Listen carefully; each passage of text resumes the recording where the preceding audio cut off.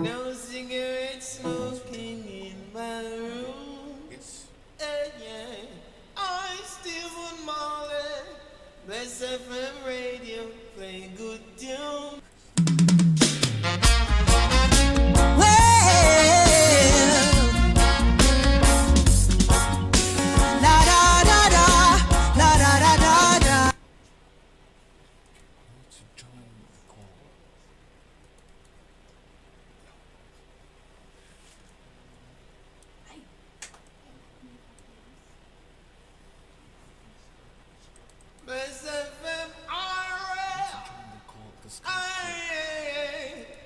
No cigarette smoking in my room.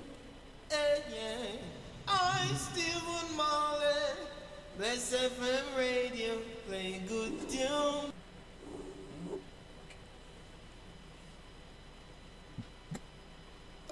Ryan, are you there? Yes, I'm there. William? William? Brother Greg? Yes. Okay. I don't know what's happened to William, but we will start the show now. I'm here now. He just had a cup of coffee. Right. Okay. Good evening, gentlemen, and welcome. Good evening, listeners. You're listening to Blessradio. It's Tuesday night, just gone past 6 o'clock. And this is the spiritual discussion program. Welcome, and hope you've had a good week so far. Brother Sad, who normally anchors this program, is away. So I'm Brother Femi, and I'm anchoring for him this week. Brother Sad should be back next week on set. With me tonight are three brothers. Brother Gregory, good evening. Hello. Brother Gregory, if you could just share where you are with us and how have things been over there? It's been very sunny here in Brussels, the capital of Europe. Excellent. Brother Rainer, how are you? It's fine here. Very pleasant, blue skies, enjoying life, and yes, I'm looking forward to the show, and so here's everything fine too. Very good, very good. And Brother William, good afternoon. Yes, good afternoon, viewers, ladies and gentlemen. I am speaking dialing in from Plymouth, the south coast. Unfortunately, is not as bright as it is where my fellow panelists are speaking from. It's gloomy grey right now, although it's not raining, but it's fine. Well, as you said, it's not raining, so we have to be. The plants, of course, do need the rain. But yeah, it's just as well. I'm at the studio in London. It's been a pretty warm day, and as the day has progressed, the weather has actually gotten warmer. So hopefully, a nice, pleasant summer ahead for all of us. So, listeners, welcome again. The aim of this show is to introduce you to the work In the Light of Truth, the Grail Message by Abdushin. Every week there is a topic that we explore, and tonight's topic is an interesting one. It is titled Tradition and Culture. So we will be exploring that in more detail, and we look forward to you joining us on the show. If you're calling from the UK, or if you're based in the UK, I should say, you can text us on 079 444 31366. If you're from outside of the UK, then you can reach us by using the international dialing code of +44 for the UK, followed by 7944 431366. Again, you can send us a text message, SMS. You can send us a WhatsApp message, or you can certainly call that telephone number as well. It will be good to hear your voice. So, before we start the show proper, as we said, we're delving into tradition and culture today. I would like to read something about the Grail message, so that those of you who are listening for the first time can have a better insight into what this show is about. So what exactly is the Grail message? The Grail message, in the light of truth, by Abdushin, is a spiritual knowledge of life. It offers an explanation of the world, gives a picture of creation on the basis of the natural laws of life. Its lectures contains valuable basic elements as a help in life, for through the knowledge mediated, the reader is again brought closer to life and led back to God.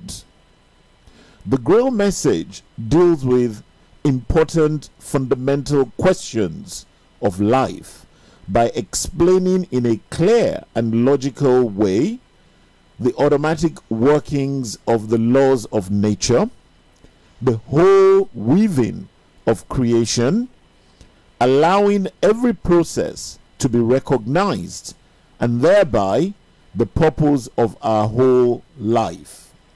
It is directed at the individual and speaks to the innate experiences of the human being, their strengths and their weaknesses.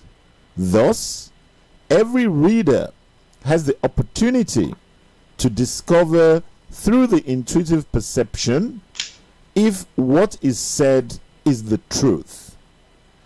Combining with matter-of-fact reasoning, a complete world picture arises where there is no separation between the visible world and the great world beyond the five senses, nor any separation between scientific and religious striving for knowledge.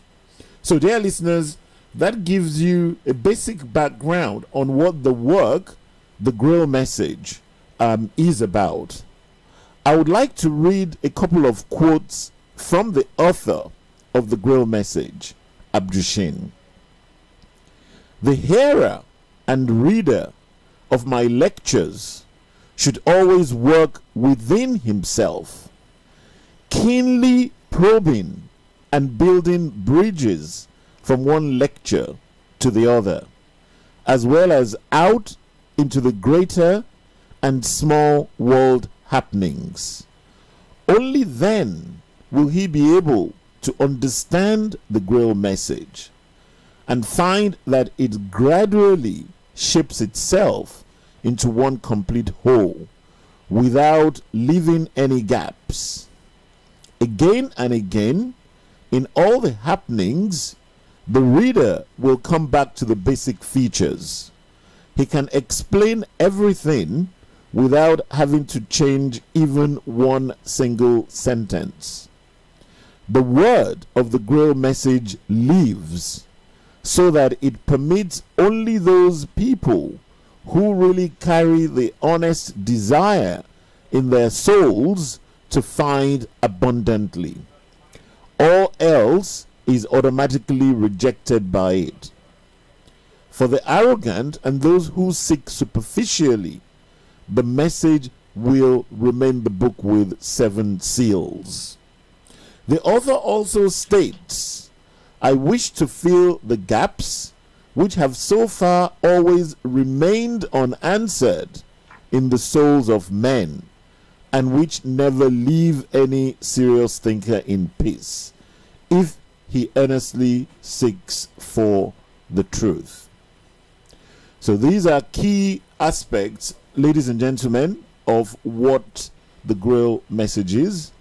The objective of this show is to give you a further insight into this amazing work by selecting specific themes and delving into them in the light of truth, the Grail message.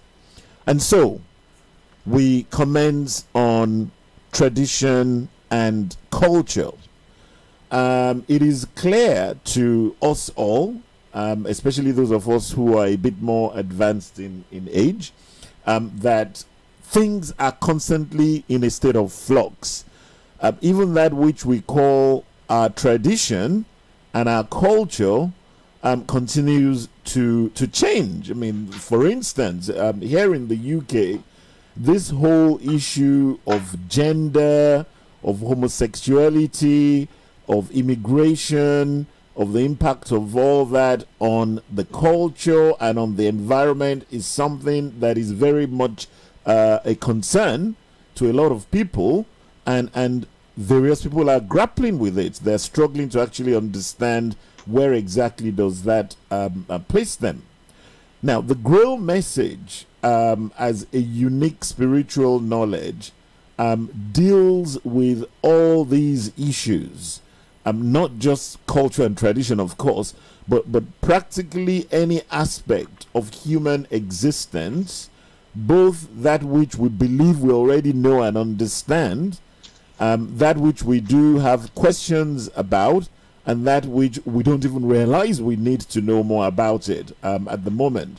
In due course, as we mature spiritually, and as we begin to recognize more that life is not just about the physical, that which we see and that which we experience physically on a daily basis, a lot more questions will arise. And this is where the Grail message indeed helps the listener tremendously.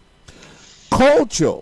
What exactly is culture? If I can address that question to Brother William, how do you understand culture? I mean, and when I'm using the term culture, I'm using it in an all-embracing manner. So whether we're looking at the Western society, an African society, or the East, what is culture?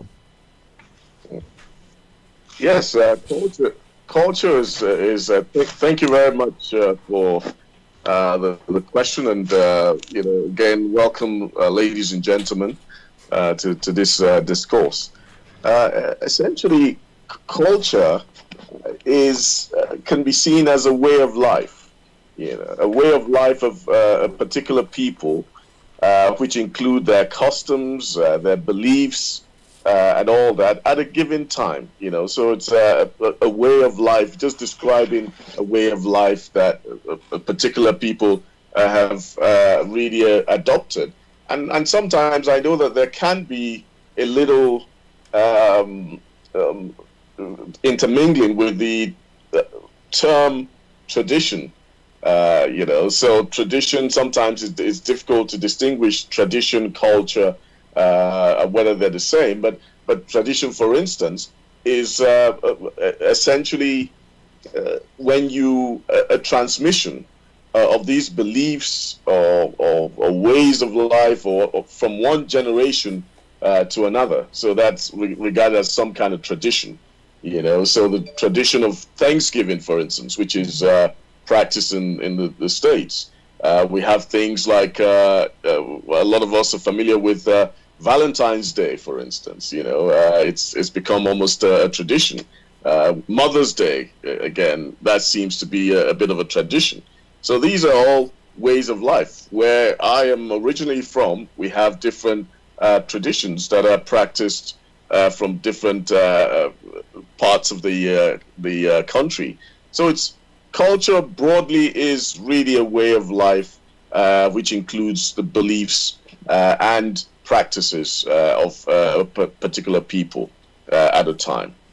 Wow, that's a very interesting point that you raised, which I have to admit I haven't quite thought about it from that perspective. So tradition, based on the way you've explained it, would appear to be a a norm or a set of norms that has been imbibed by a particular group of people, and generally speaking, it never changes. Well, it does change. It might change, but rarely does, and it's usually passed on from one generation to the other. So there's a general investment in maintaining that tradition. So by the people who practice it. So there's a reverence for it in some ways. So it's essentially a transmission from one generation to the other of these customs and beliefs of a particular people. So that's really how I that's my understanding of it, or a current understanding of it. Yeah. So maybe if I move on to Brother Gregory, still on this topic of culture and tradition, because I'm beginning to think that when we refer to culture as opposed to tradition, that is culture now that elements that one can see as being more flexible and therefore more subject to change than tradition. To bring that down, if I'm looking at the United Kingdom, which of course is comprised of England, Scotland, and Wales, and then of course Northern Ireland as well. People talk about being British, and people talk about the British culture, and then people talk about the English tradition. So looking at those terminologies, Brother Gregory, how do we position culture in relation to tradition? Well, thanks for that particular question. I will need to go into the word culture. Culture has its foundation or its roots in the word cult. Therefore, I will read a little passage to serve as a framework for my further explanation. This passage is taken from the Walk in the Light of Truth, the Grail message. And it's from the lecture called "Cult should be the endeavor which has taken on form, to make in some way acceptable to the earthly senses something that is beyond earthly comprehension. It should be the endeavor which has taken on form, but unfortunately, this is not yet so. For otherwise, many things would have had to have quite different forms if they had emerged from the endeavor itself. The right way for this requires the breaking forth of the outward forms from the inmost being. But what we see today is an intellectual upbuilding into which the intuitive perception are only afterwards to be pressed. Thus, the opposite way is taken, which naturally might just as well be called the reverse or wrong way, that can never really be inwardly alive.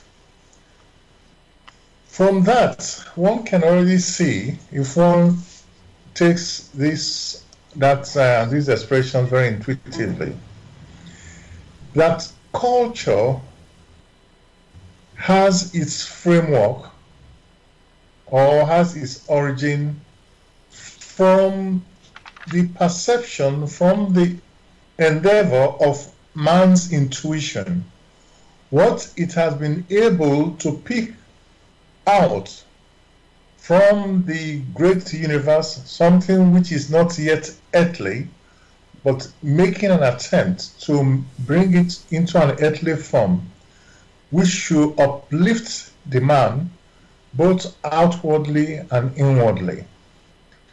But what has happened is that many times the reverse way has been taken, When the word tradition is used, it only means that over time, this particular endeavor, which had to some extent arisen from out of one's intuition, is repeated over time and is passed down, all right, maybe in the language which people speak, in the way they care to live. In fact, in all the endeavors that the human spirit or the human being here on earth, when we talk about. So you'll find, on the one hand, real culture which swings from the intuitive perception, that which the personality has, taken in order to make it earthly, and tradition in which this particular endeavor is handed down, and for generations and generations. So you do find in specific cases when the culture or the cult or the recognition from intuitive perception is taken in the right way. Take, for instance, in the belief or in the recognition that there is more to life than what one sees physically. And these particular groups, in their reflections, are able to interact one way or the other in their recognition with the nature beings. You'll find that such is handed down from generation to generation. And in the way they care to construct their language, the language in the universal sense, the way they care to interact, these are endeavors. As was, reported a long time ago, where you had the Greeks who, in their development, were able to perceive some of the higher beings, like in Olympus, or of the Jewish race, who, in their sufferings, were able to open up and were able to perceive that power streams out from outside the physical universe. All right, in different universes, they had matured to that, and they held on to these endeavors, which initially were called cults. But these endeavors sprung from their deep intuition in their sufferings, and they handed it down in written form. These forms, they were able to build a language around it, which they held. So that is the root of the word culture. And then the tradition is only a repeat handed down to generations. However, most of the time you find things get rotten, in which these initial noble forms are ignored, are made intellectual, and everything is watered down, and sometimes turned upside down. And that which was flourishing, which held the human spirit on high, sinks very low, in which human sacrifices are then made, something of that nature, and they then tell you, oh, it's our culture. So the whole thing, everything has been turned upside down. Let me stop there. Okay, Brother Gregory, thank you for that fairly involved explanation on tradition and culture. Ladies and gentlemen, you are listening to Blessradio. It's the Tuesday evening spiritual discussion program. Of course, you can also listen over the internet on www.tunein.com. Blessradio also has its own website, www.blessradio.org, and the broadcast is also on YouTube. Tonight, we are touching on the theme of tradition and culture. We are reviewing this based on the work In the Light of Truth, the Grail Message by Abdushin. Dear listeners, both based in the UK and outside of the UK, please feel free to join us by phoning, sending a text message or a WhatsApp message to the number +44 if dialing outside from the UK, followed by the number 7944431366. I repeat, 07944431366. So as I said, we are reviewing and delving into the theme of tradition and culture this evening, and we're looking at this from a spiritual perspective, using the knowledge transmitted in the Grail Message, the Light of Truth, as a guide. Now, for my own personal benefit, I decided to look up the dictionary definition of tradition and culture. And the dictionary basically says this, that tradition is the transmission of customs or beliefs from generation to generation. So it is quite clear that tradition is that which is transmitted over the generations, whereas the dictionary defines culture as ideas, customs, and social behavior of a particular people or a society, which seems to imply that the culture would be more mobile than tradition. Now, we'll now step this up one gear to begin to try and understand this from a deeper spiritual perspective. Brother Rainer, can you please share your understanding with us of what culture really is from a spiritual perspective?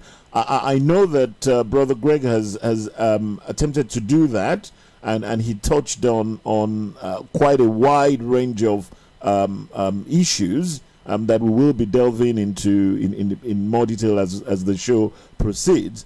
But if we're just looking at culture from a spiritual perspective, what is the relationship between culture as we experience it here on earth and trying to understand this spiritually?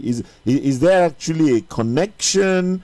And why do you belong to one culture as a German man, and I belong to another culture as a Nigerian, or specifically as a Yoruba tribe, from the Yoruba tribe within the country called Nigeria?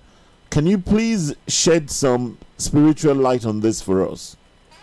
Okay, thank you for the question, and let me first state something which is so obvious that one overlooks it simply. Animals do not have culture. So culture is something specific human. It distinguishes the human from everything in the animal kingdom. That's a very basic thing, and one overlooks it. One asks often questions, what's the difference between the animal and the human being? And there comes language or the usage of tools or something like this. But one thing which 100% distinguishes it is culture. So, sorry, Brother Rainer, because I have to challenge what you've said there. Lions, in a pack of lions, they behave in a particular way. They're normed to behave in a particular way. If you will look at baboons as well, yes, they behave in a particular way, and they form groups and societies and form ranks. Correct. But they do not have a culture. Okay. They cannot decide. They don't belong to a culture. They are not lions which belong to culture A and lions which belong to culture B. But they all behave like lions and do the things what they have to do. Now, from the Grail message, it becomes quite clear that there is one thing which distinguishes, which is the difference between animals and human beings, and the human beings have spirit. So culture definitely has to do something, in my opinion, with spirit. Without spirit, there is no culture. And the simplest definition I found of culture, which I've used quite often, is culture is not what you do, but it is the way you do it. You can do something in different ways, and this doing in different ways can be different cultures. Let us think of a tea ceremony in Japan. This is a ritual. People sit down on the floor, and it's a very aesthetic, very beautiful proceeding to have the tea there, and it's quite different from the way, for example, in British high society the tea is drunk, let us say in a royal circle or something, where we have it on a table and there are teacups and there are teaspoons and the table is laid and things like this. So the tea ceremony is different. And the thing is, what distinguishes the human being, it can decide on the way you do something. So it is beyond the fight for daily bread. It's not just eating, but the way you eat, and it's beyond something of your fight of survival. The first thing is just you need some food to survive, but then as a human being you decide on the manners. Manners is a part of culture, on the way how do you eat the food. And there's obviously there are more refined ways, or there are ways which are very gross and uncouth and which insult the aesthetic sense. So in a true sense, culture is also striving the aesthetic sense, or is striving to do something in a beautiful and an elegant way. If it's a culture which is directed towards the light or towards goodness, it's striving to do something, to do an activity in a way that it is beautiful and that it is not insulting in any way the aesthetic sense or the freedom of the other person. And there the cultures of course differ. We have the Japanese culture, we have the German cultures, the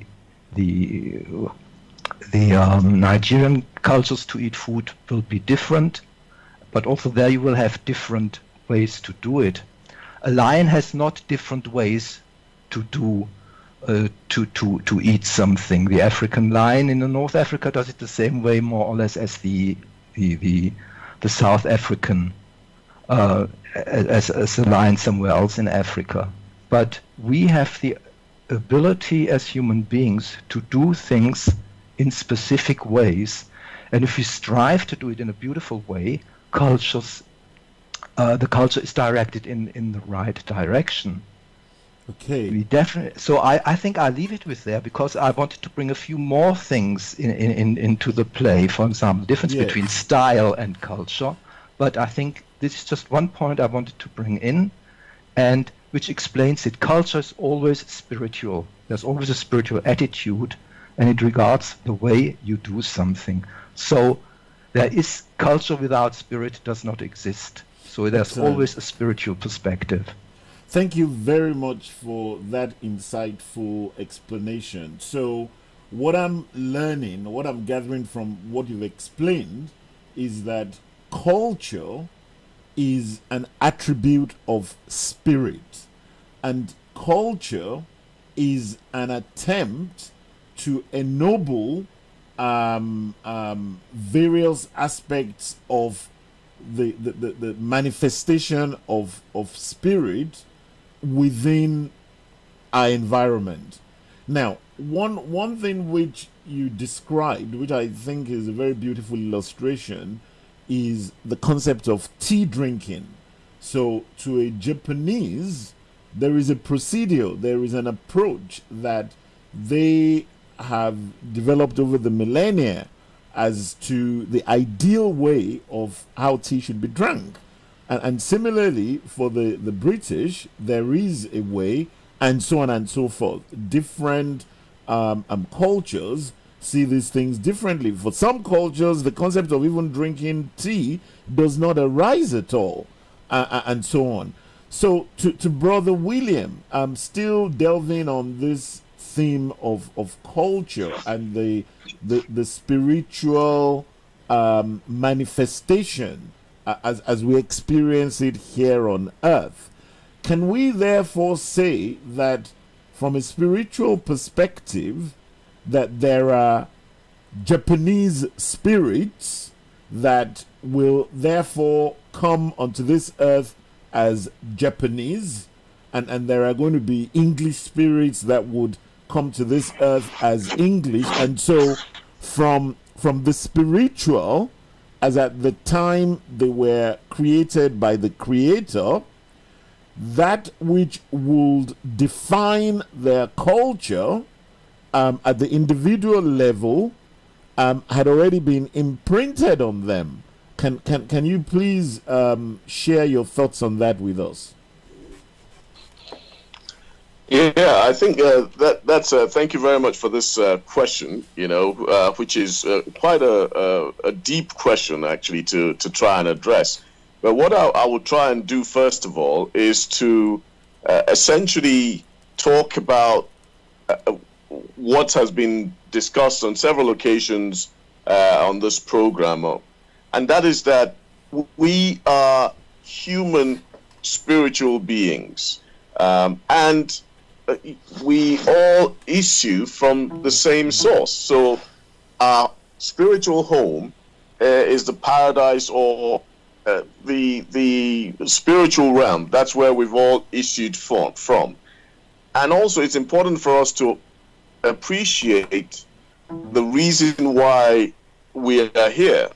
So we are here, we started the journey as spirit germs, with the view, we were more or less expelled from our spiritual home, with a view to coming here, and this place here on earth provides the soil for us, or matter provides the soil for us to develop the different abilities and attributes, of the human spirit. And so the view is to go back to our spiritual home, which is paradise, as mature spiritual personalities. Now, it's also very important to highlight how the races, especially here on earth, started. So when you have these spirit germs that incarnated here on earth and took possession, I would say, for want of a better word, of the highest developed animal bodies at the time, which was a primeval man, and this happened only once over the course of development. So these primeval men, which we took the possession of the bodies or the physical cloaks, happened to be distributed in different parts of the earth at that time. So you would have, based on where people found themselves, the physical cloak was adopted or adapted to conditions in that place. So, for instance, the hotter climates, people had darker skins, and some of the more temperate regions, perhaps lighter skins, and so on and so forth. So, different parts of the world or the earth, there were different people who have incarnated, or different human spirits that have incarnated in these places, and so they have constituted or gone on to form the different races. But essentially, the origin of the human spirit is from the same source. Okay. Now, again, it's, if we want to just try and keep things as simple as possible, what you would now find is how do these traditions and how do the culture basically arise? Again, it's been well illustrated by my fellow participants in terms of being a way of life in terms of the way that things are done, the way that these human spirits have gone on to do things, and with that view, obviously, to ennoble whatever activities that have been done. So you have different parts of these of the earth, different races that have formed, gone on to do things in a slightly different way, you know, and trying to based on their environment and all the things they've been exposed to do things to the best that they could at the time, okay, at the time. And we must understand that a lot of these, the culture, these things have had to evolve over time because things have changed somewhat. But the tradition and the aspect of trying to pass these ways of doing things, these beliefs, these customs, has from generation to generation, has constituted the various traditions. So I think it's important to first of all note how these things have happened right here on Earth in terms of where the human spirits have found themselves. Now, if we think about why we're here in the first place, and the fact that we're here to develop, we're here to mature, you know, we're here to become conscious spiritual personalities, okay, then it stands to reason that one earth life really has not been, is not as sufficient to gain this maturity that is required. Now, if we think about the customs and traditions here, that have been existed for millennia, for quite a long time.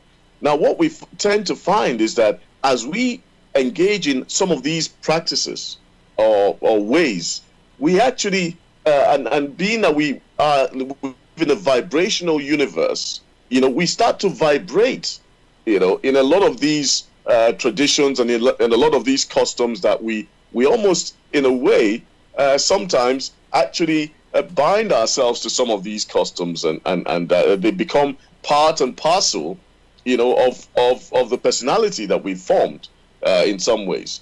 And then what that implies really is that during another incarnation, it is very possible or plausible that when we come back again, you know, due to some of the vibrations that we've picked up from our previous surgeons on Earth, that we're actually inclined towards going towards incarnating in some of these areas where we have a lot of homogeneity or affiliations based on our past experiences.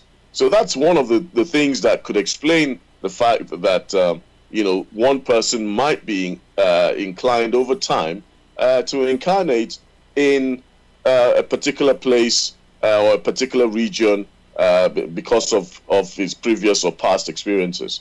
And then, of course, we have to now, if we want to now go further up, you know, to where we have come from, you know, where we have come from, then even there, as high as where we've come from in the spiritual realm, you know, and even higher up when we talk about higher spiritual beings, even there, you know, you have a representation of the different colors, of the different color sizes, shapes, heights. So you have prototypes, as we would, I would like to use the term, prototypes of all the different colors or attributes that you can think about in the human spirit, you know, and these are the ones that we try to emulate, or as it were, these are the ones that inspire us and send us as much of their power as they can. So from there, even that distinction has been is clear right from above. So it is plausible, you know, that you would have a spirit germ, you know, that is actually inclined towards a particular color, for instance, based on what happens over there.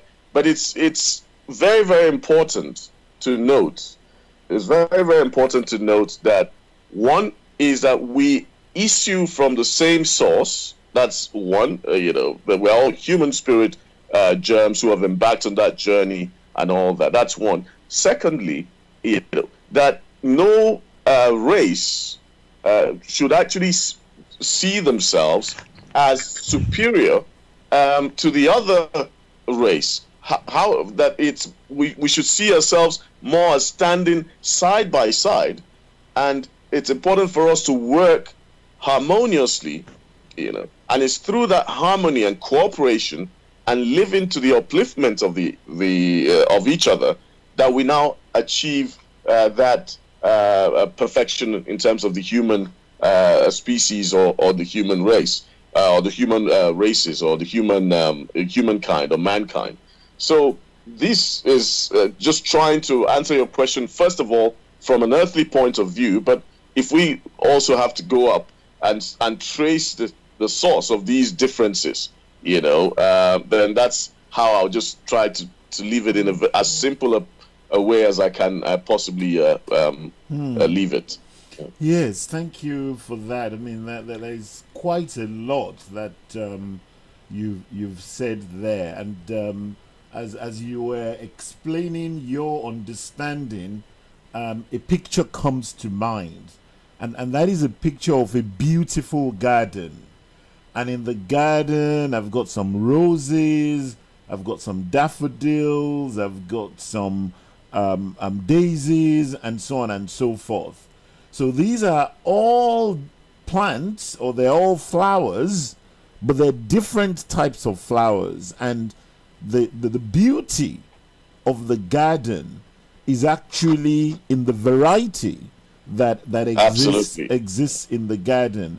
And so when we're talking about culture, and we're talking about spirit, and we're talking about the human being being spirit, I think it is clear enough to infer that an intrinsic part of each individual defines what type of flower they are. As in, are you a rose, or are you a daffodil, or are you a sunflower? And if I'm a sunflower, if that is that is an intrinsic part of how I have been created, and therefore I should be striving to be the most beautiful sunflower that I can ever be, not attempting to be a rose, because the rose is totally different from what I really am.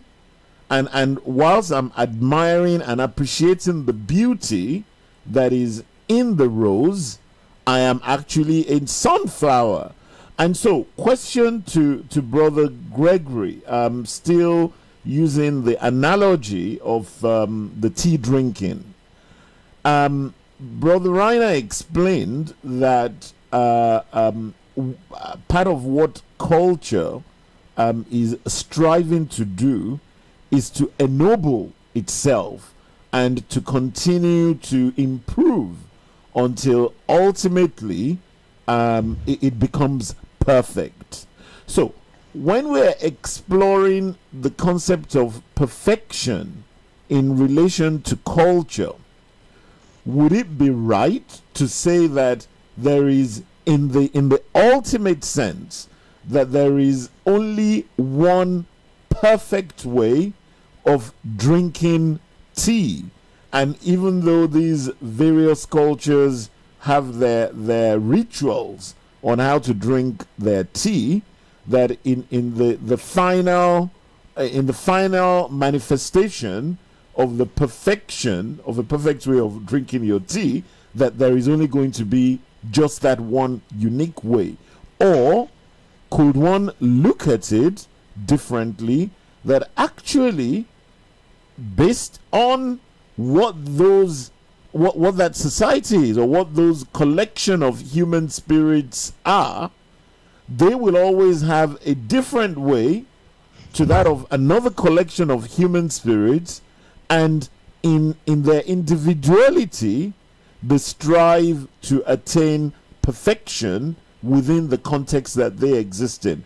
If you can just share your thoughts on that with us, please, Brother Gregory. Thanks. It sounds so very complicated. But one thing I picked out from the question is the word ritual.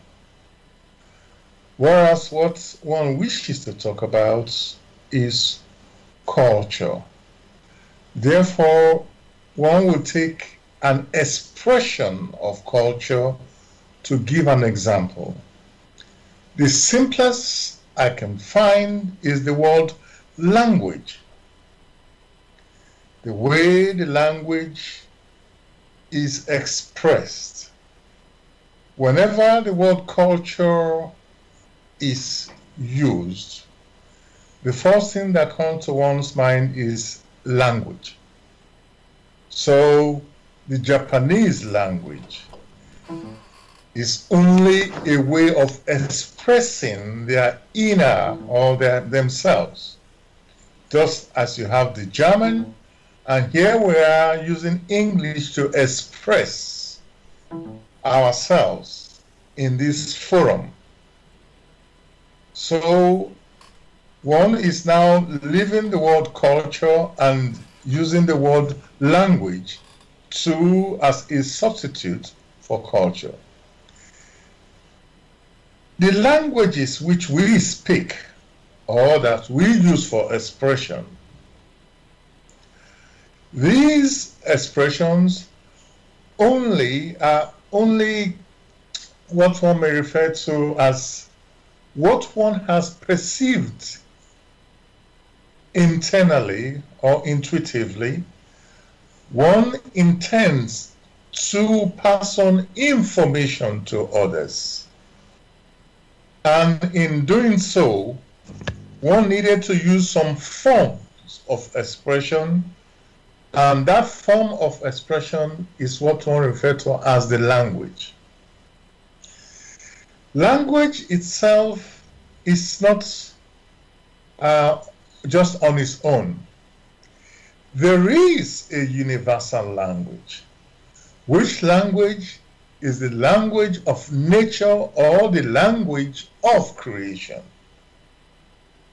Creation came into being, or nature came into being, when it was expressed, "Let there be light." So the language which creation grants us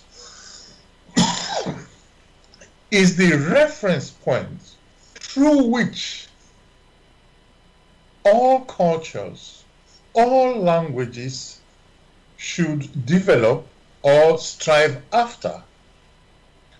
But because we have different groupings, these different groupings which came into existence through the very simple laws of the attraction of similar species, those who have similar ways of expression, they just in all naturalness come together.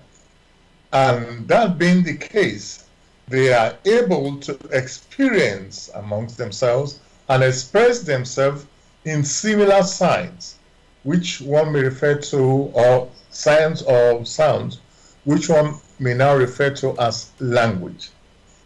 So if one removes the ritual, this ritual is basically trying to express somewhat the same thing, but in different formats, such that it is recognizable to those around you. Tea drinking is tea drinking, whether it's in the UK with the Queen or not, or whether it's with the Japanese or the Germans or the South Africans or the Africans. Eating is eating. But different people have different rituals. What one is now doing is removing the ritual and say, what is it that is being expressed? Tea drinking or eating or dancing. The key word I'm trying to introduce to this is the word language, through which one is able to express oneself. And the beautiful language that one wants to refer to is that being able to express that which one has that which has taught one intuitively. One is able to express it in an outward form, living out the rituals. Therefore, you will find that though we have a multitude of languages, this multitude of languages or cultures or ways of expression, they take their basis from one, and that is the language of nature or the language of creation, or one may say the language that has been put in there by the Creator who made creation possible for these creatures who, as spirit gems, need to develop those inner talents that has been granted to them. Depending on how they go about in the development, they are able to assemble in groups. In one incarnation, you may find, depending on one's inclination, one might come as a Japanese.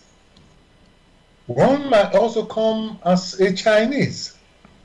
And one might come as an African. So these are only canonical forms. But the key thing is the language, and is the way the human spirits need to experience in order to uncover, to develop those innate talents such that it will grow up as a child of creation to a child of the Creator that had granted those inner qualities. Thank you, thank you. I'm going to have to come to Brother Reiner now, because from the explanation that you've given, if I'm following you correctly, you seem to imply, to quote your statement, that tea drinking is tea drinking, eating is eating. Now, Brother Reiner said something which I think was quite powerful and very instructive earlier on, that you do not find culture in animals because they do things the same way. So whether I happen to be a West African lion or a South African lion, we hunt and we kill and eat the same way. But that with spirit, which is where culture comes into play, that there are these subtle aspects, and that is what actually defines the spirit, and that is also what determines the fact that human beings form culture. And so based on that, Brother Reiner, I would like you to please expatiate more on that which you have started earlier on, and if we can then look at that in relation to cultural absorption. And so here I am in the United Kingdom. There are people from different parts of the world with their own differences, which over time is beginning to penetrate into the so-called traditional English culture. Some don't like it because they believe their culture is being diluted, and so on and so forth. So if you could please go into a bit more detail about the nuances of culture in relation to the individual and to the groupings, and how they should be interacting with each other, Brother Rainer. Okay, it's all very difficult questions, and I'm quite glad I haven't been asked some of them. But let us give another example. Culture is definitely tied to space and time. Let me explain that.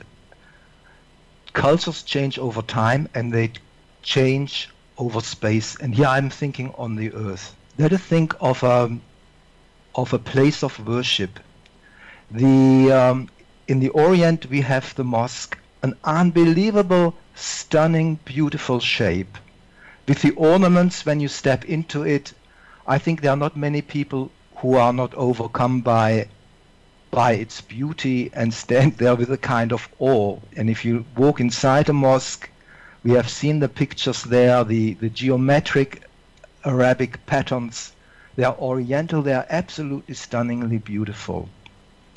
In Europe we have also places of worship. So a place of worship is not a place of worship. There are different ways to do it. We have let's say the medieval, we have the cathedrals, the big cathedrals, which also look stunningly beautiful with all these towers and spires. You know the cathedrals. And we have those wonderful church bells which ring out here in Europe and which call the believers to prayer. So I can call the believer to prayer via a muezzin which is on a tower and sings a song or a liturgy, or I can do it via a church bell. I would say the church was a different way to do it, and it's a specifically north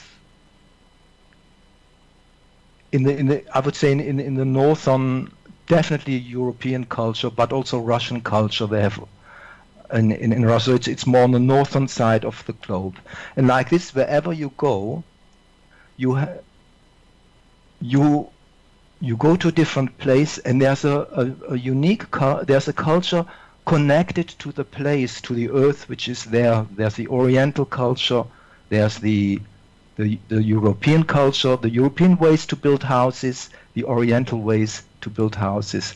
And it's not just building a box here in Europe with 4 walls when you build a house. It's the way you build the house, and they are beautiful houses. And you have, for example, the houses and the cold, unwelcoming architecture of modern cities, where it expresses just a coldness, and you think of the coldness of people who live there, and the only thing they express seems to be, I have economic power, I have money, and I can build right next to the Thames or something. And they are gray and cold. And we have lost something. And then you have, for example, the English cottage garden, which is very charming. Another way of building a house. It's more tied to the country with its charming little cottage garden with the flowers in front of it. Very humble and very, very beautiful. And you go back in time, of course, then also the cultural change. Let me give another example with the time. You have in African art, in African American art, we have the jazz music, which you have the New Orleans jazz, and it developed over time. And it was pretty much tied always to the black people, to the black Americans, and they developed the jazz. And the jazz, of course, changes all over time. So you have the Dixieland, later on you have the modern jazz, and you have, I don't know, and you have very different forms of jazz, very, very high art, very difficult to play, and very beautiful to listen to at time, and quite different from the European music, which has developed in a classical way and which does not have many things that jazz has. And so The question is now, it definitely is tied to the place on Earth. So Oriental culture and European culture is different in every respect, how we build the houses. And it's not only a necessity, it is something because the climate is different. Of course that plays into it, but it is something beyond necessity. It's the way we make ornaments. And we Europeans make the ornaments different from the Orientals, who make the ornaments in another way. And the Japanese, they have again completely different ways of painting and make ornaments. They're very minimalistic, and it's the Japanese way of doing this. There's the Oriental way of doing this, and there's, let us say, the European way of doing this, and there's surely a Nigerian way of doing this. And I do not think that it is right that we try to uniform or copy those things. I think I do not want to talk here about the difficulties which arise when you mix the cultures in one place. And because like it is now in the UK, where you have different races in one place, I think the main point at this moment in time is trying to understand the different culture, and like Brother William said, not trying to put the other culture down, but to say, look, these are Jamaicans, what do you call the Jamaicans? From Caribbean, from the Caribbean. Yeah, they have their reggae music, and it can be very beautiful music. I have heard wonderful reggae songs, which I very much like, and it is their way of doing it. I've got my way of doing it, the European way, and there are other races which have their other ways of doing it. And the first step is just trying to understand them and not putting them down and not saying, oh, this is a primitive culture there. There is non-primitive culture. And I mean, of course, there's a maturity in some cultures, but every culture has the potential to develop. And today it's very difficult to say, to put a judgment there. And there are in almost all cultural aspects, definitely in jazz or in classical music, there are such beautiful examples of very high spiritual music being composed. And now the question is, it is definitely tied to geography and to time. Everyone can observe that when he listens for music history and goes from, let us say, the beginning of the 19th century when the records began to the present day. Almost continually it changes, continually develops, and there are always great songs. Indeed. And today there are great musicians, even in the popular field, wonderful musicians, and they do it. Some do it and I don't. There's no way to knock it. Now the question you asked Brother William before, it's a very difficult one. Why is it there? Is that inside the human being from the start? Is there something innate? And let us say, someone doing Oriental music with those half and semitones and with these very difficult melodies, and has he some innate quality, some spiritual quality, which just a specific kind of human being does? I do not want to go into the question. I think there's another possibility, that we as spiritual beings have quite a lot of capabilities, and that perhaps if we might be born, if I, for example, might be born into the Orient, that actually I might develop one side of myself which I haven't developed before, which is more this Oriental way of making music and the Oriental way of singing. It could be also that thing. I think we have to be open there. This is a very difficult question to settle, and I would not go the one way or the other.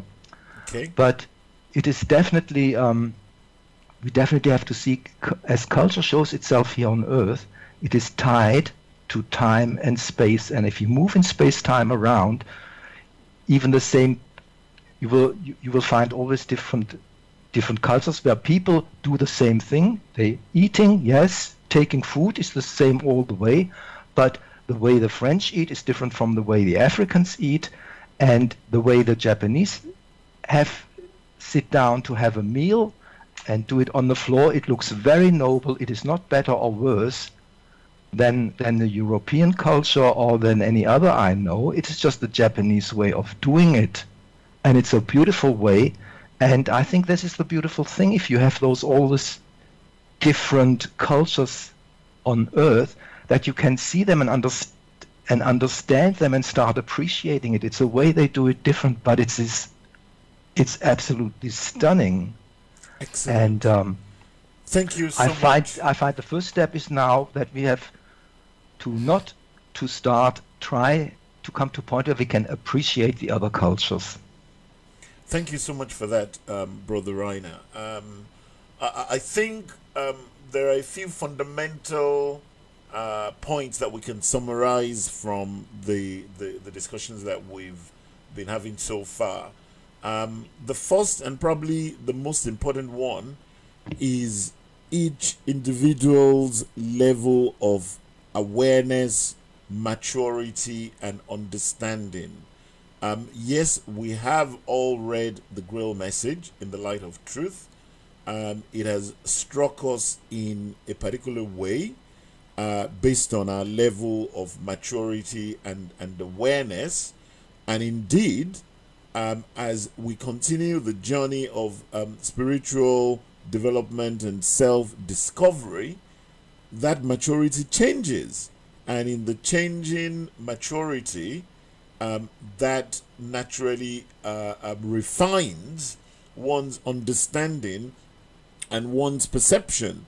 So, dear listeners, it is important that whatever is being said here, we recognize that this is very much based on the individual's awareness and the individual's recognition.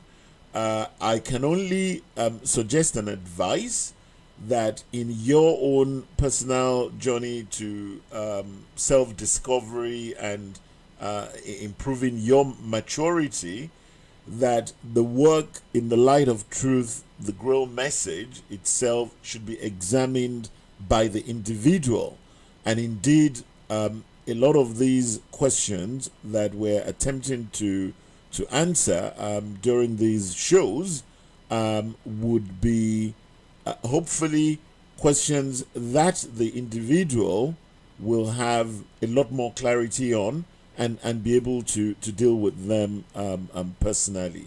So that's just the general advice, dear listeners. But on the theme of culture and tradition, as we've been saying over the months, there are clear laws that governs life, that governs creation. One of those fundamental laws is the law of homogeneity. The law, or in other words, birds of a feather flock together, or like father, like son, and so many other expressions that one could come up with. So on this issue of culture, therefore, life allows for differences. That is expected and that is normal. By looking into creation or into nature, which we see around us on an ongoing basis, one is able to learn a lot about what life expects and how things should be. So cultural differences are indeed expected.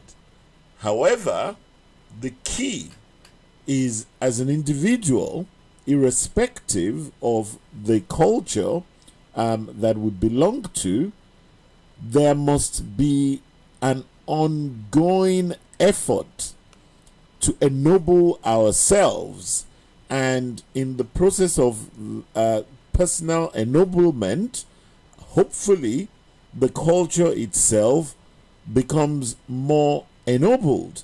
So I will ask a question to Brother William, which is, what can one really say is the crucial element in the development of culture. So what is the crucial element in the development of culture, and how, as a result of that, how can one ennoble a culture? To Brother William, please. Yes. Right. Thank you very much for this question. It is a fundamental and a very important question that needs to be addressed today. So, just to be very upfront about it, one of my fellow panelists mentioned basically that this human spirit, the human spirit, is a fundamental part of what's behind that definition of culture.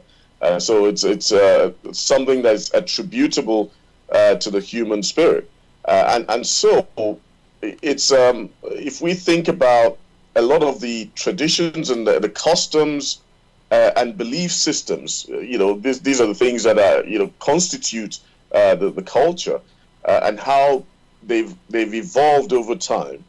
I think it is in some ways, again, as was previously mentioned, as some ways of people trying to seek an understanding, of who they really are, where they've come from, and the fact that we are all spiritual beings. And so the most important attributes, really of what we're really aiming to do, it is first of all to come to that recognition of who we are, that we're human spiritual beings, and then of course, what is our function?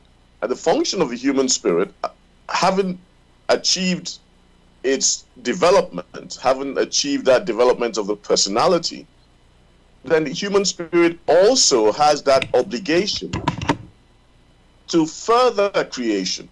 It has an obligation to continue that process of ennobling, of beautifying, of bringing out the best that can it can be in the best it can be wherever it finds itself, wherever the human spirit finds itself. So that's the ennoblement that we're talking about.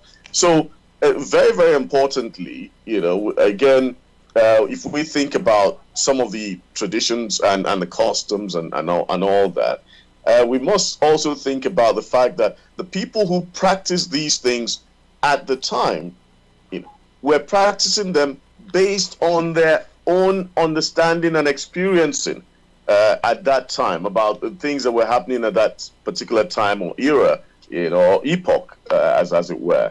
And so, yes, they have passed on some of these things, but they were trying to, it was just their own ways of interpreting or trying to understand the environment, trying to understand how they were to fit in to an environment and adapt to the different ways of doing things at that time.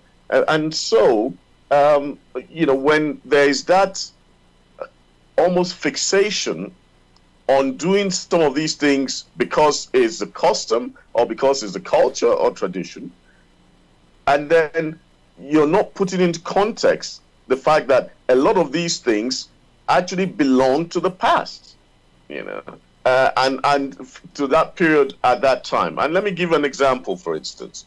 Now imagine that when I was 6 years old, I was going to celebrate my birthday as a 6-year-old child. Now imagine that for the next 40, 50 years, I was celebrating my birthday in the same way that I was celebrating it at the age of 6.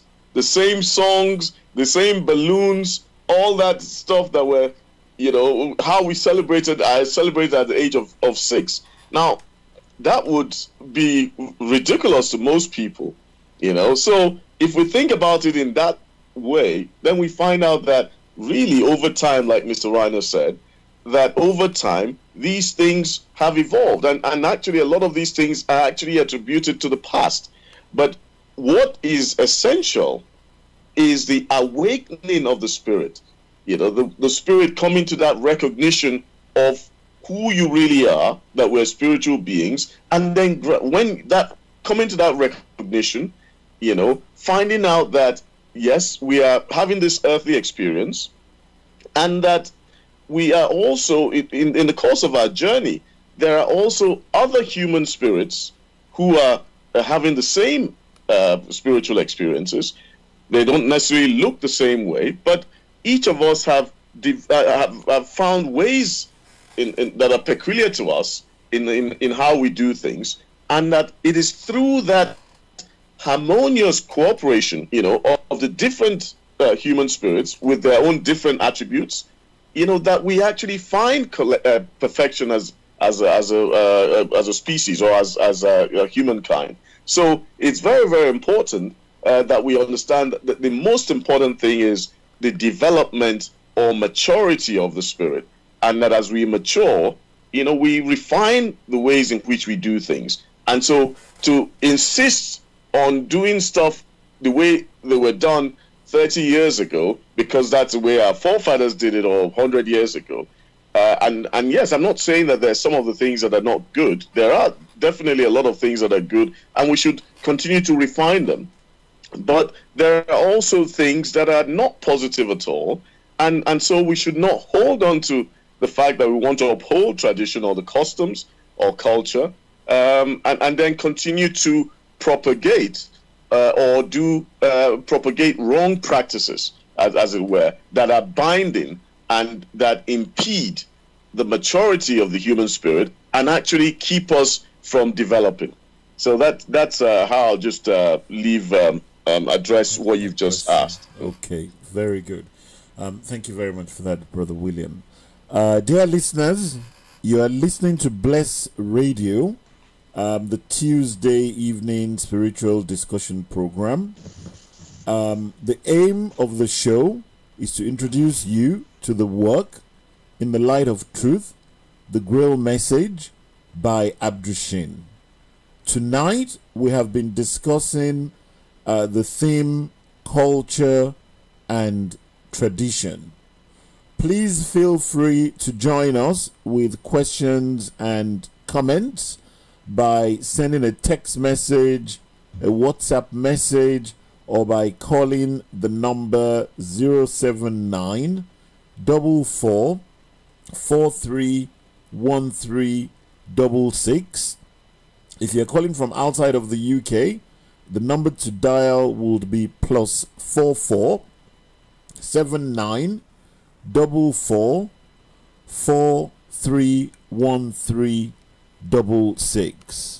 And now we continue with the show. I actually have a question for Brother Gregory from a listener, and the question is to do with countries. The question basically says, should the different cultures be within different countries, and can one central government rule all countries? To Brother Gregory, please. Thanks. The question is no. The answer is no. Oh, I mean, the answer is no. Sorry, let me. There are actually two parts to the question. So the first question was, or rather, the first part was, should the different cultures be in different countries, and then can a single central government rule all countries? Like I said, the answer to both of them is no. And for very simple reasons. Consider the culture that produces jazz music. Consider the culture that produces classical music. Consider the culture that produces pop music. So, should those things be withheld only in one country? Isn't the human spirit supposed to experience all over the globe in order to understand their neighbor? The world culture is dynamic. Creation itself is dynamic. Continuous improvement. What conditions everything are the laws through which all came into existence. However, you do not have the expressions of these laws only in one country. Each group experiences this differently, and they express it in their languages, in their music, in the sort of food they eat. So it would be wrong to just keep it within one particular area. The same thing happens when you have these interrelations between the cultures. Relations in the sense of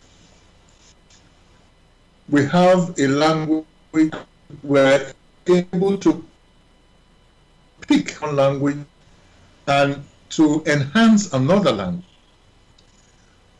One example I wish to bring forth is the case of Nigeria, the so-called the Southeast, where in the past it was said it was the culture that whenever a woman had children and had twins, the twins had to be done away with. And it held for such a long time until some others from different cultures came about and said, look, this is not right. So you will find in what some have called cultures or tradition, there have been things turned upside down. And it's only fair that in interacting with other people, you may appreciate what others are doing if it is upbuilding. Otherwise, one may now say, no, this does not sound right in my own personal intuition, such as the killing of twins at that time, which, of course, doesn't hold anymore. So everything must be examined.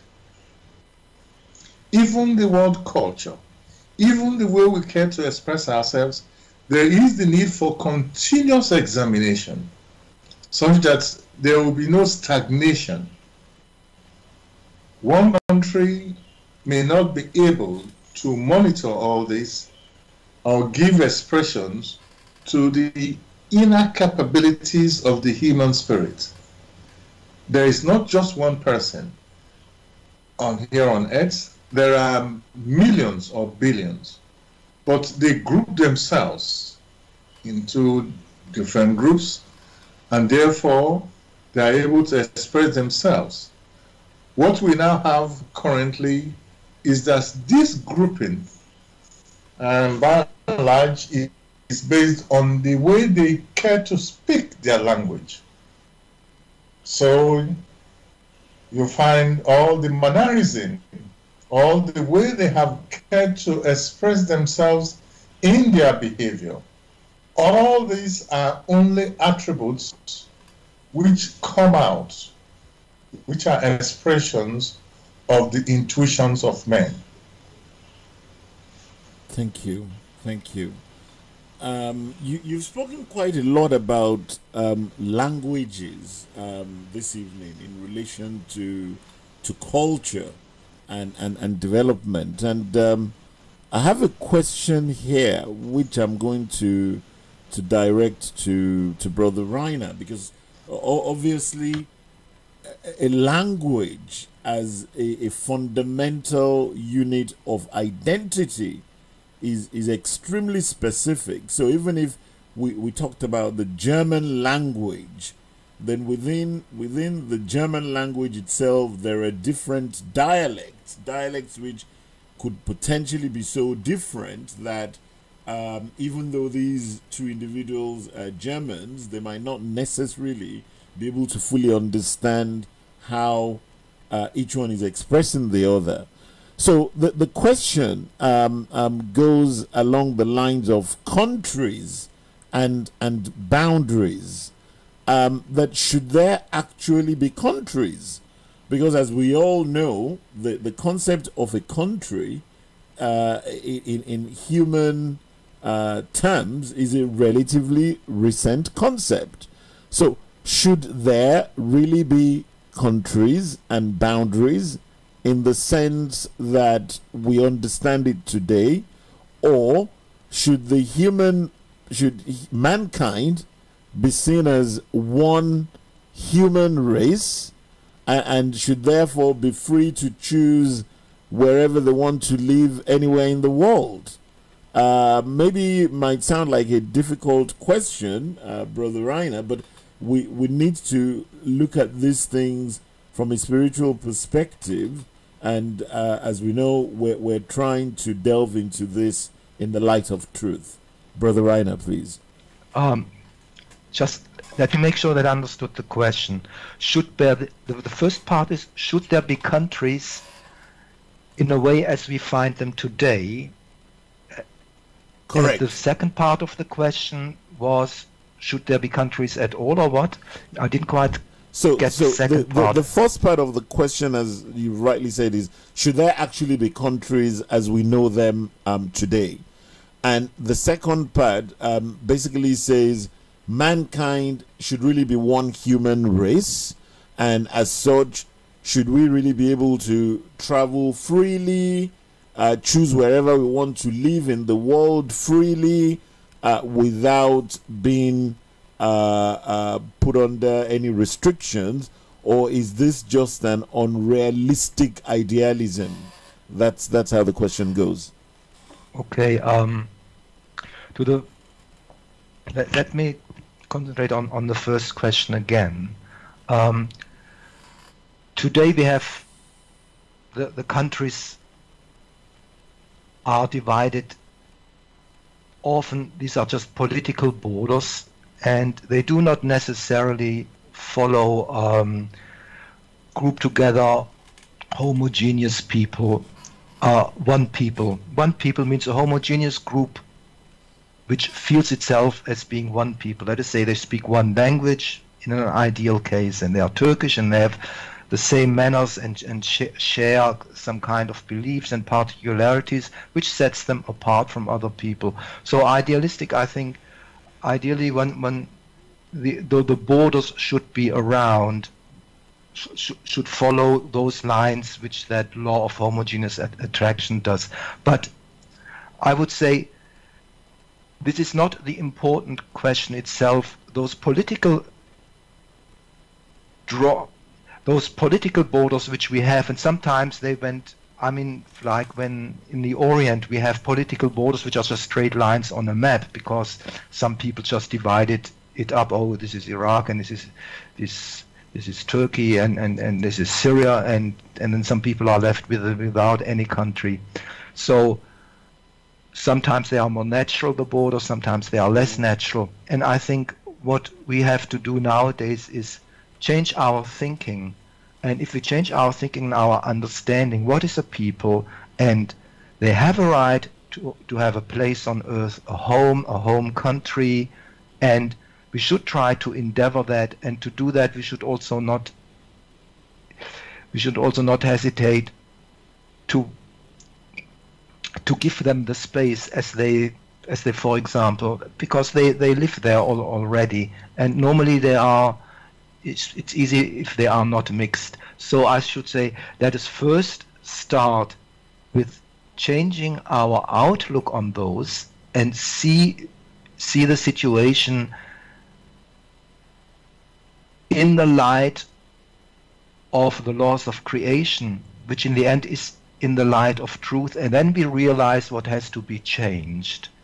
If we try to change it politically right now, people would not understand it, and it would be a change which is an external change. You cannot do a regime change. You cannot change the borders of a country just like that, even if they are terribly wrong. But if the attitude changes, and let us say the Turkish people start understanding the Kurdish people and say, look, they have no place, they have no country of their own, they are different from us, they regard themselves as Kurds, why not give them that part of Turkey which is Kurdish? That would be an unbelievable thing and completely outside of our own thinking. But I think with a change in attitude, perhaps the political development would go in that direction. So I would say it should follow what has been grouped together by the law of attraction of homogeneous species, which has to be explained, of course, to the listener, and which I just mentioned just like this. And the other thing is traveling freely. Of course, there's a desire for some people to get to know another country, and of course he should have the, and the person might even live there for a decade or so, and normally in a normal situation, I think there will be always an interchange. There will be always an interchange between people, between different peoples, and there should be no restrictions. If the Japanese student to come of Japan again, because many Japanese girls study music in Germany, they come here over, we should not bar them from German universities where music is taught. In fact, it's a very great honor to receive those guests. But this is a completely different thing from what happens today, when there are big streams of hundreds of thousands start traveling into other countries to escape some situation where they come from. The real remedy is wherever you live, one can make it into a beautiful place to stay, and that should be the first endeavor. Do not travel to where life is better, but stay where you are. That sounds very harsh, but there you learn that your own actions have brought about that situation, and you learn your mistakes and start changing to the better and make it a beautiful place. And someday people might want to go there. In fact, people want to go there. They love they say people, they love the Orient and want to visit it. And there would be but that would be a general, and there would be a counter movement of people who want to see, let us say, who want to visit a northern country, Sweden, to have it seen. So I definitely think we should have no restrictions on a true traveling and getting to know things and getting to know another culture, and but we should definitely watch out if thousands or tens or hundreds of thousands per year, or several hundred thousand, 500,000 streams into Germany. That of course causes disruptions, and of course the people there arriving here, we know that they are not happy because they're suddenly in a completely different country with a different culture, and they separate out and form groups, and tensions arise, and that's inevitable. And I think, but it's much more understanding that these groups who are there now, who live under a foreign sky in a foreign country, that they try to understand the laws of creation and what has brought that situation about, and mature, and through this maturation process the problems will disappear gradually. Let me say one other thing. It sounds so very difficult also with the culture. I just read here one sentence from the Grail message. I'm just which has to do with culture, and it says, you are to ennoble yourselves, not merely to change by imitation. What lies within you should come to the most beautiful blossom. Otherwise you will not remain yourselves. Within every man lies another great value, which should now also find expression outwardly. And now he talks about fashion, or he talks about dress in color and in form, as with the flowers. So if we think of this thing which is true, we should try to become ourselves and find expression outwardly of ourself in color and in form. That's all we have to think about it. Because we live in a certain time, that what we do and express will fit into the time. We cannot do otherwise. And because I live in a certain place on earth, the Nigerian will express something which fits into Nigeria. If he truly just concentrates on that one thing, that will just happen by itself. And like the writers in the 19th century, the Romantic writers, they did not try to write a romantic novel with romantic attitudes. They just wrote something, and that by writing in the 19th century, by writing in the Romantic age, it just became a romantic novel. And only afterwards did they think, oh, what is a romantic novel? Why is that so different from the other novels in the 20th century? Why did it change? So if we just concentrate on being beautiful, ennobling ourselves, and trying to understand the others, we just automatically do the right things. And we create dresses which are harmonious, which are beautiful, and which fit into a certain culture just by their own. This is not a conscious thing. It just happens by itself. I think I want to finish probably with that. That things are in fact much simpler than when one theoretically thinks about it beforehand, and often complicates things unnecessarily. So I pass it back to you, the Thank you very much for that. Gentlemen, thank you very much for your contribution as we gradually draw to the end of the program.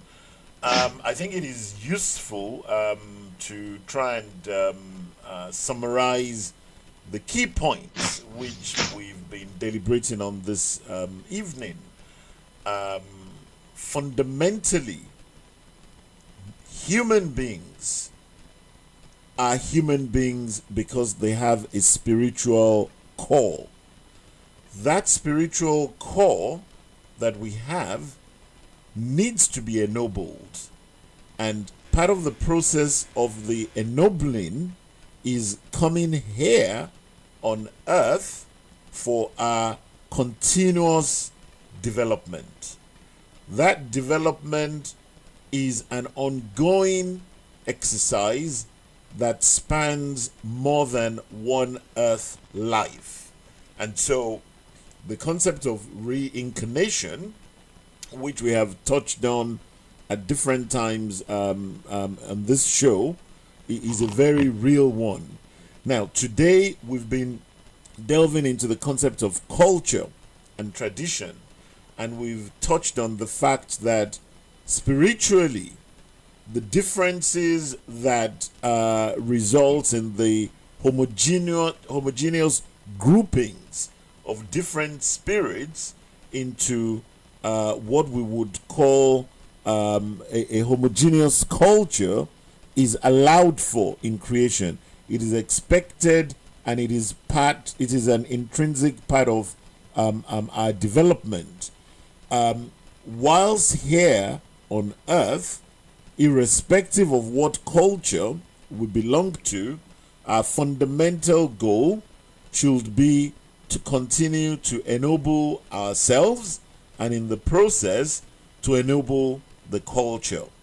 Cultures are very different, and that is allowed for as well. That does not mean that one culture is better than the other.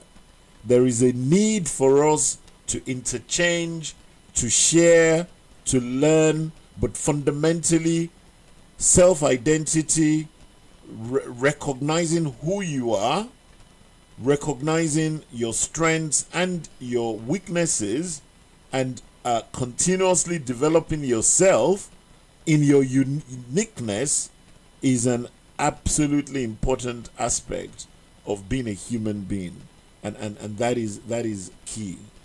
Now, to finish off for this evening, I will ask Brother William the last question, and if anyone has anything that they would like to share from the Grail message as well, please be prepared to do that after this last question.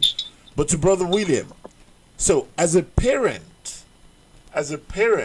who has children that are being brought up, where does the responsibility of the parent lie in relation to cultural issues, traditional issues, and how that is passed on to the child?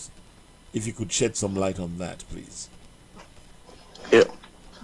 Okay. Thank you very much again for this question, which is an important question for most parents, because we would obviously be reflecting on our culture and some of the traditions, and how we give or help our children develop a sense of identity and a sense of pride, and belonging in terms of the diversity of the world that we live in.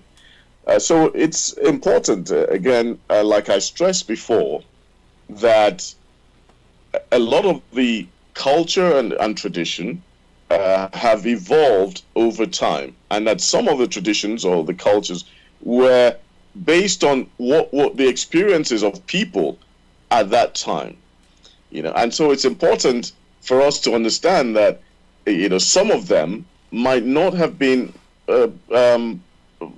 refined, might not have been good enough, but if we are to transmit to our children, I think we have to make it clear to them, first of all, having a sense of history, how these cultures or things might have arisen at the time, but we should also be able to have that conversation with them about whether these practices, these belief systems, were actually progressive or were actually beneficial for the upliftment of humanity, and so that must always be borne in mind when we have these conversations with our children. And so we're basically trying to inculcate into their minds or psyches the fact that we as human spirits should continue to mature, continue to develop, to ultimately become the best that we can be. Yeah, and that is an ongoing process. There is a dynamism associated with creation. So nothing is static, and it has to be an ongoing process of continuous movement and development. And that sometimes some of these traditions or customs or belief systems are quite regressive and need to be discarded. And so it's about trying to ensure that they're ennobling, they have that mindset, of refinement, of beautifying. And like one of my colleagues or fellow panelists mentioned, that it's important also that, as he read from the message, that we must allow that individuality, to manifest, so your individual taste, because we're all different, we're all fundamentally different, we all have different attributes, and we need to allow those things to blossom and to mature. And if we think about, for instance, a wreath of flowers, and we see the differences in the color, the tone, and the different flowers, and it's these differences, that now constitutes enhances or makes it really beautiful. So in that diversity, in that difference, lies the beauty, that we're talking about. That they need to cultivate that sense of beauty, and also it's very important as a parent to make it clear to the children, regardless of race, affiliation, or whatever it is.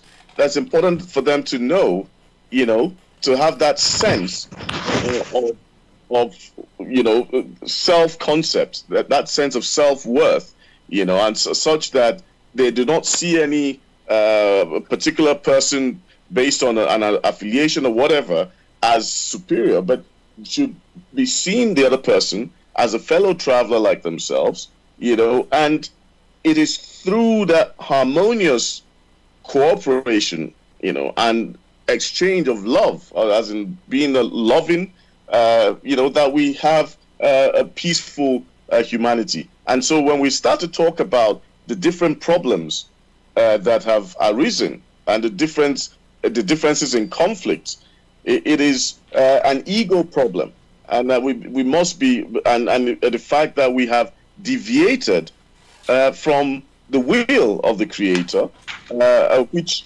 ultimately has been born out of love. So we've deviated from love. So we also have to enhance or make them understand that we must be more loving.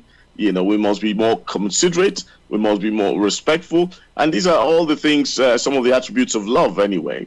But essentially, it is about continuous development and refinement and upliftment of the people that cross your path.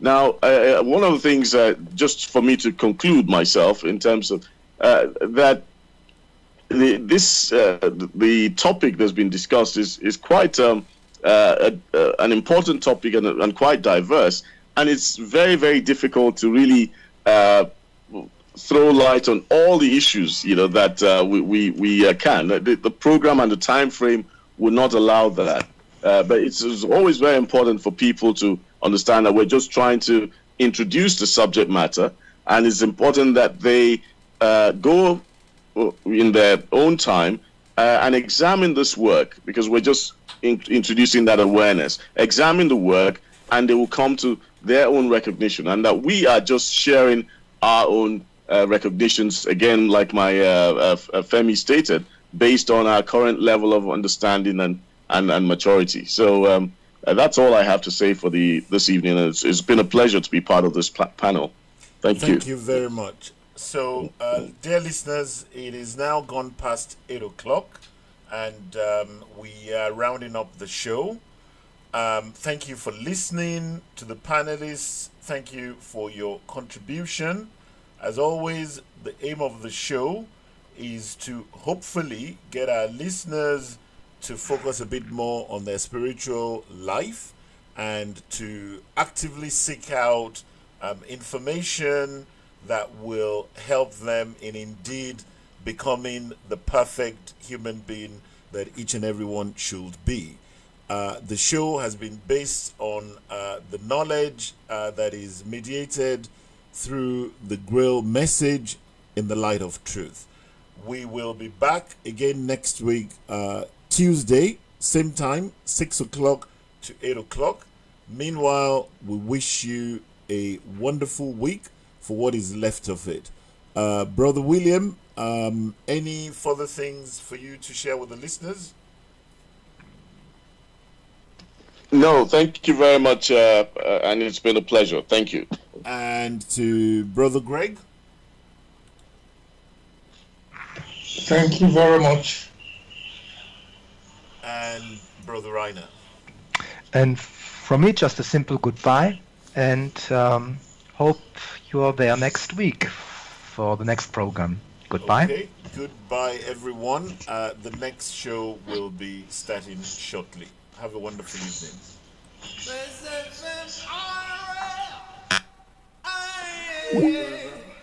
No cigarette smoking in my room.